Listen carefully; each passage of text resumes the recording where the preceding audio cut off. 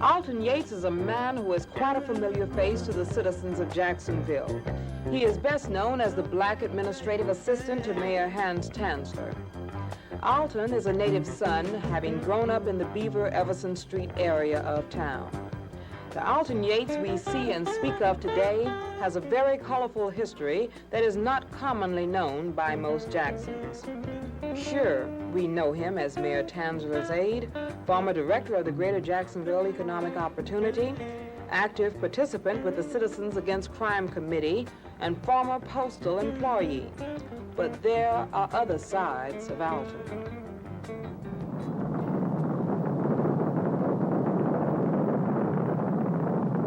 In the 1970s, the race was finally on to see if man could travel through space and accomplish the goal of landing a man on the moon.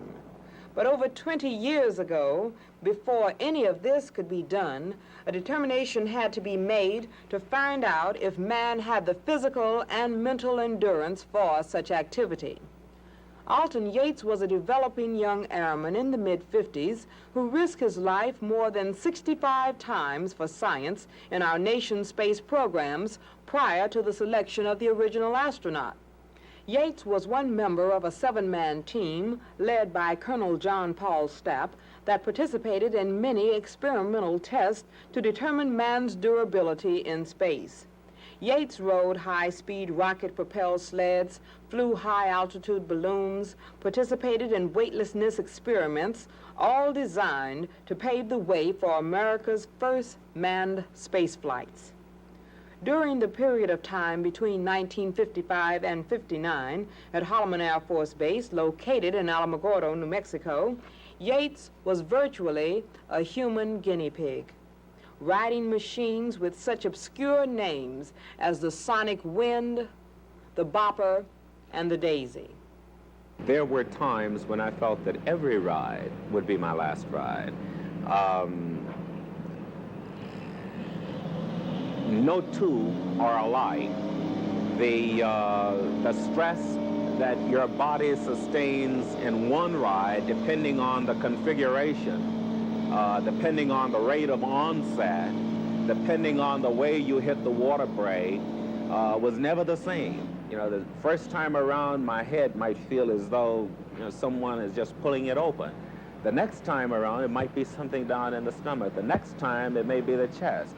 There were a couple of times when I was completely out of it for about 5 or 6 days. You didn't know what happened, but no two were alike. And I think just about every time, I finally wound up riding about 88 times. But I think just about every time you ride, you say, never again, I won't do that again. And then you get into a review of the material that you are presented with, a review of the fast text film to show what happened, and the necessity for our getting our program off the ground and getting some men in space. And, there's just no way you could quit. So it became a way of life for us. One may wonder what the general outcome of these experiments would mean for the future. Now, with this crude kind of experimentation, we were able, number one, to design protective gear of all kinds for the astronauts when they were finally selected. And I think it was about 3 years after we began the initial test out there that we started selecting the astronauts. So by the time America really got moving in its space program, through the experiments we conducted in New Mexico and those that we carried out in other parts of the country, we were able to determine just about everything man would experience. Why was Alton Yates not the first black astronaut? Al Yates was not the first black astronaut simply because he did not have the academic preparation, namely a 4-year degree in one of the sciences that would have allowed him to become one of the selectees as astronaut. Circumstances of my youth and the fact that, I did not have the opportunity to get that kind of education simply eliminated that. But still, I was able to make a contribution. And you don't necessarily, I've always said that you don't necessarily have to be the strongest or fastest man. All you have to be able to do is to think that you can do a thing and do it successfully. Alton's scientific accomplishments were noted in national publications such as the May 1959 issue of Ebony and Jet magazines. The success of Alton Yates is a story that some Jacksonville residents are familiar with at this point. After this message, we continue to explore the other sides of Alton.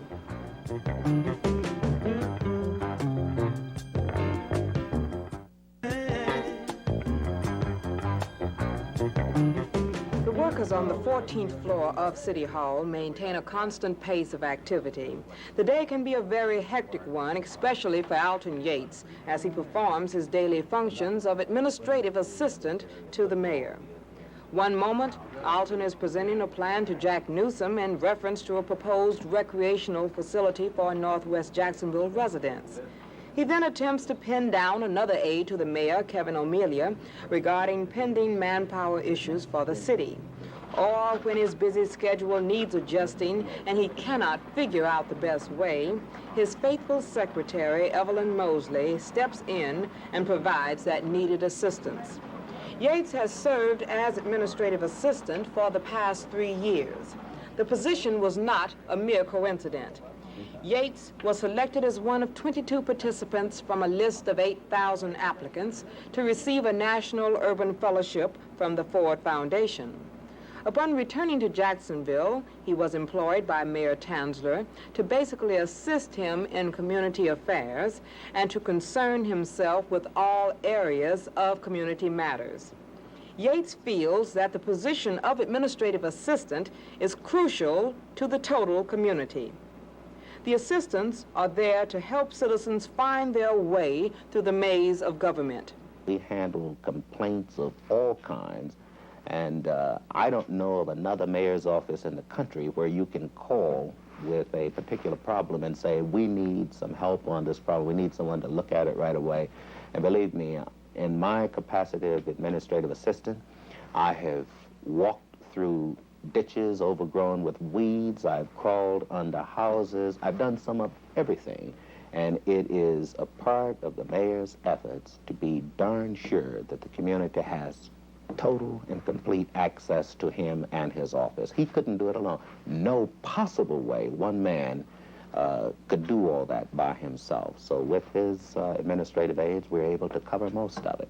Also, is there a need for more blacks or women in the current administration? Do you feel hopeful that there will be some in the near future?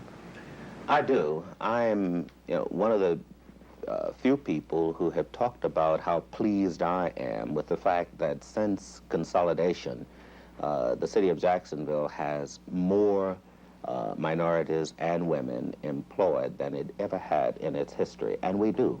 Unfortunately, they are so scattered until it's very difficult unless you brought them all together to see what kind of progress we have made. I say that we have made progress. I recognize the fact that there is a tremendous amount of progress yet to be made. We've come a long way, but we still have a long way to go. Have you ever heard the comment or been affected by the comment that, yes, Alton Yates is there in the mayor's office and he has sold us out, he doesn't express the needs of the people? Does that come to you? If so, how do you respond to that? Yes, it does. I've heard it quite often, and I think what people who make those kind of statements don't take under consideration is the fact that I am a part of a team. I don't receive my salary just from the black community. My salary comes from the taxpayers throughout Duval County. The efforts that I take now must be taken in the best interest of all the people, and people need to also recognize the fact that I work for somebody. I am appointed by the mayor, and whatever the policies of the mayor are, it is my responsibility to express those policies as best I can. Being interviewed by the mayor for this position, I indicated to him that if there was ever a time when I was asked to do something that I felt contrary to the best interests of the black community especially, but to the community of Jacksonville, that I would have to indicate to him at that point that I didn't go along with it, and if I were going to be pressured into taking some kind of action that I felt was adverse to my people or to my community, that of course I would have to leave his employment. That has never happened. It has never happened with me, and I don't know of an occasion where the mayor of this city has ever asked anyone to do anything that was not in the best interest of the people of this community. So I'm not really bothered by it. I've been through that storm before, and I usually just say a silent prayer for people like that. Mayor Tanzler provided some thoughts about the aide he selected to work side by side with him. I first met Alton as an urban fellow. He came on the staff over 3 years ago. He was a little bit reserved, a little bit quiet, and it's been a pleasure for me to watch him blossom in confidence and take a more active, aggressive role in day-to-day affairs here on my staff. He has steadfastly continued to assume even greater responsibility on a monthly and yearly basis, and I've not come to know him really personally and socially and otherwise, and just an outstanding individual. And it makes you very proud that you can make a choice like that sometimes and to see it really work out perfectly. And in his case, I think it's worked out absolutely perfectly. I've certainly enjoyed working with him, and I'm very grateful to have him on my staff, and I hope I can keep him. Yates will talk freely about his days as director of the Greater Jacksonville Economic Opportunity Incorporated. During his term with GJEO, all was not a bed of roses for this struggling anti-poverty agency. Many internal problems plagued GJEO, but Yates and a competent staff overcame most of those difficulties. Yates describes those years as some of the most rewarding and frustrating times. Frustrating in the sense that there never seemed to be enough money to do all the things that needed to be done as far as our attempt to eliminate poverty was concerned. But rewarding in the sense that we were able to fulfill a tremendous need in this community. I first became director of GJEO. We had a senior citizen program, but it was not a funded program, and senior citizens could get together and meet and talk about their problems and that sort of thing. And it was during my administration that we funded the first senior citizen program that GJEO operated. And in addition to that, we dispelled the myth that once a person reaches the age of 65, they can no longer be productive. One of the other programs that was not initiated under my administration, but that was strengthened and really grew to enormous size under my administration, and one of my favorites was a Head Start program. And, what more can we do in order to ensure the quality of life for people than to begin with the youngsters? There were two classes of people whom I was mostly concerned with and who held, just a vast spot in my heart, and they were the elderly and the young. Youngsters, they can't get out and fend for themselves, but if we can give them the proper foundation, the proper educational foundation through programs such as these, then of course we don't have to worry about them getting caught up in this vicious cycle that we call poverty. Community service agencies such as this can add to the betterment of life for all people, regardless of their income level in this country. And it gives those persons who heretofore had not had an idea to put their plans and their program objectives into action, an opportunity to do that. Many of the programs that you see here and programs that have become national emphasis programs were designed by people who had less than high school educations. These people had something to offer, and through community action agencies, which gave them an opportunity to expand on those ideas and gave them the technical assistance they needed, we were able to, I think, justify the continued existence of community action agencies forever. It's a part of the American scene. And as long as we have poor people in America, I think we're going to have a need for programs of this kind. Alton's involvement with the community started a long time ago. He was a vice president of the NAACP Jacksonville Youth Chapter, and while involved in this activity, he participated in several marches to integrate public facilities in downtown Jacksonville. While a high school student at New Stanton, he was an avid participant in many groups. A man who risks his life more than 65 times or carries the sometimes heavy burden of keeping constant contact with a busy and complicated community can seek a quiet and relaxing form of relating to himself and his environment. There is a side of Alton Yates that he diligently worked on and developed during his formative years of education. In elementary and high school days, Yates studied general music and voice with one of Jacksonville's most outstanding instructors, Dr. Alpha Hayes Moore. The young baritone was offered a scholarship to the Juilliard School of Music, but because of an obligation to serve his country, this move was hampered. Dr. Moore will never forget her former student, who studied in the music room of her West 8th Street home. Mrs. Moore, I understand the piece that you were just playing was one of the selections that your former student, Alton Yates, practiced and rehearsed with you. You're quite right. Tell us about the student, Alton Yates, when he was with you. Alton Yates was a very good student who was put in my general music class at A.L. Lewis years ago, about 48. And I was very much impressed with his dedication to his music classes and the quality of his voice. And I then began to give him short solos. And he just was a leader in his section.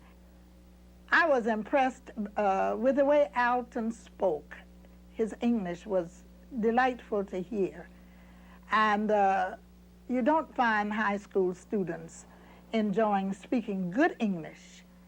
And the dramatic quality of his voice was very impressive. He pronounced every vowel, every ending of words. He took particular pleasure in hearing himself talking. And I just loved to listen at his voice. During those early years, did you ever figure or assume that Alton Yates would come to the point where he is now as the administrative assistant to Mayor Tansman? No, I did not think that he would have entered the political field as he has. But I did know that in whatever field of endeavor he would go into, he would be dedicated and he would be a success. And his judgments, his decisions, his expertise that he has put into the community here has been an asset, and we're proud of him.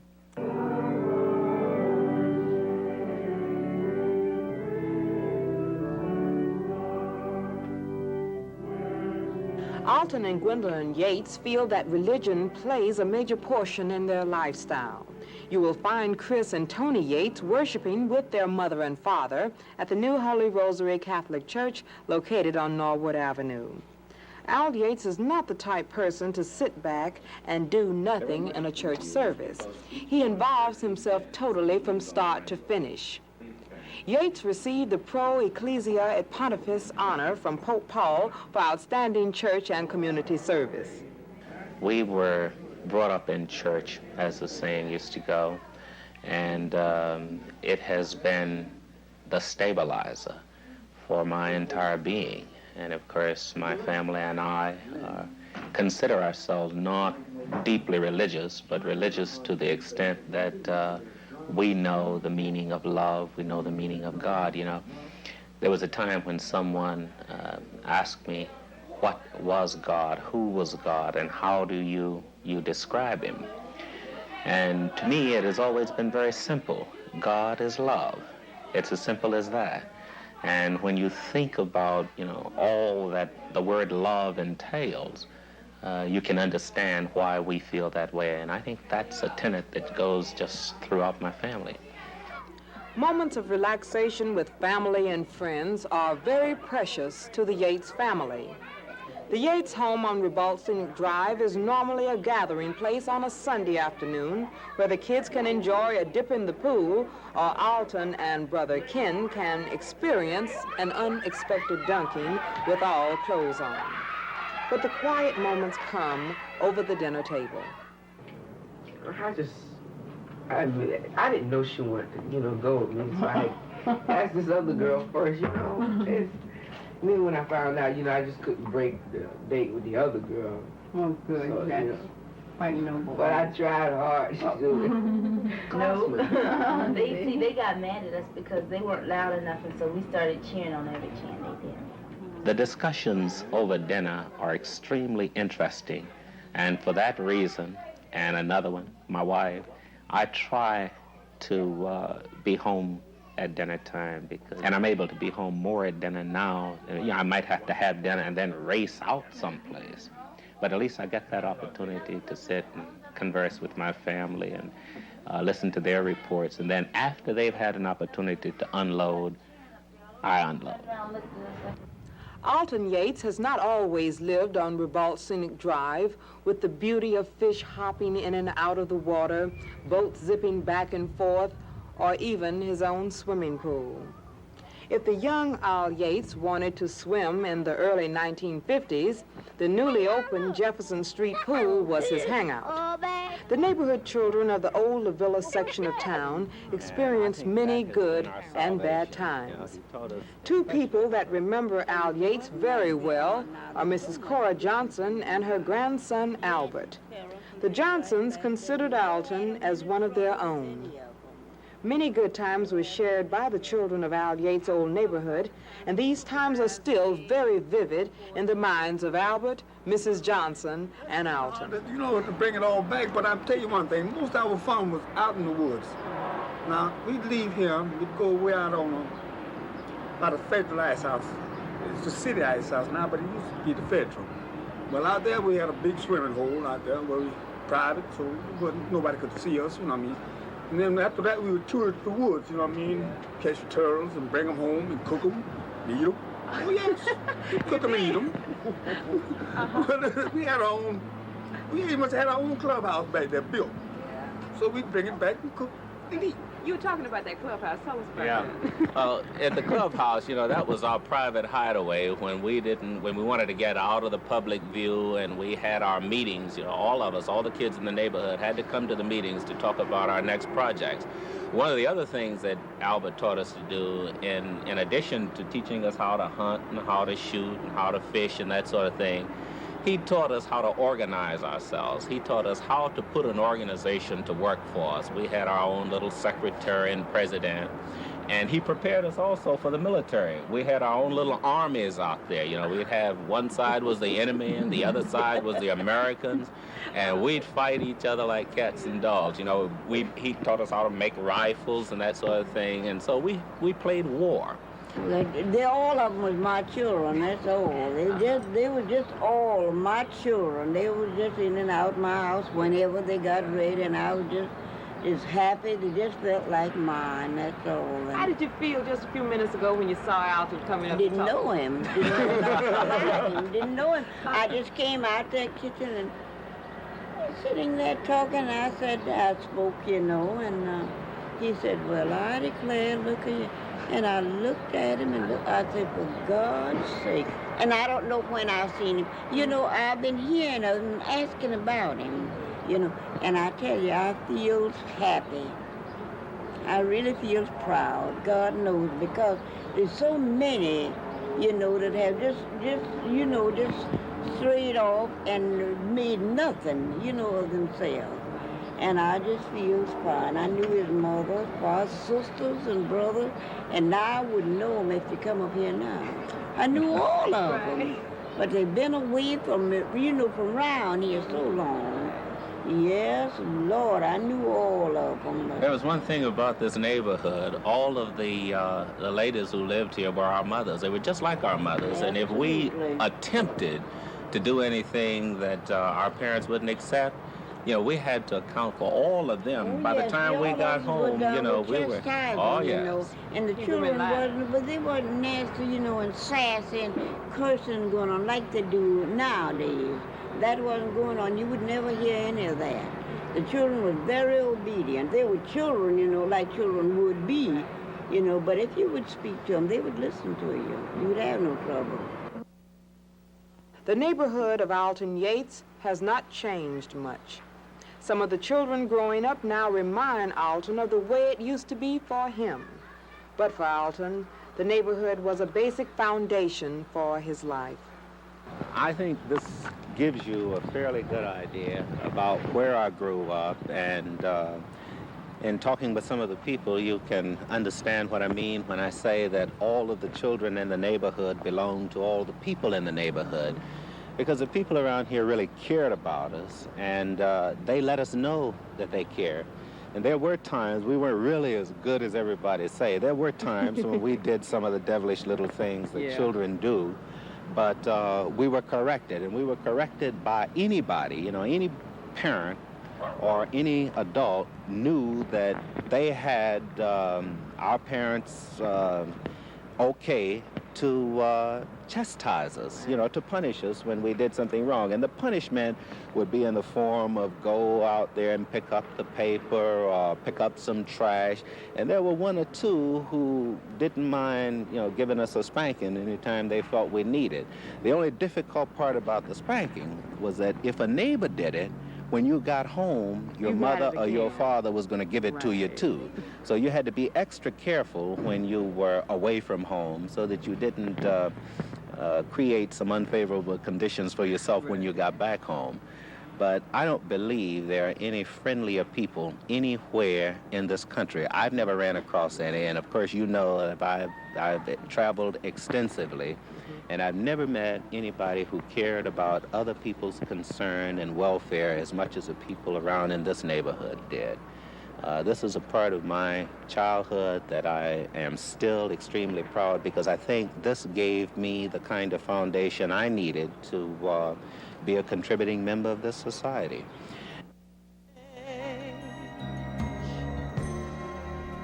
Everything must change.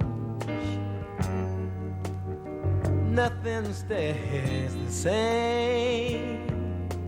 No, no.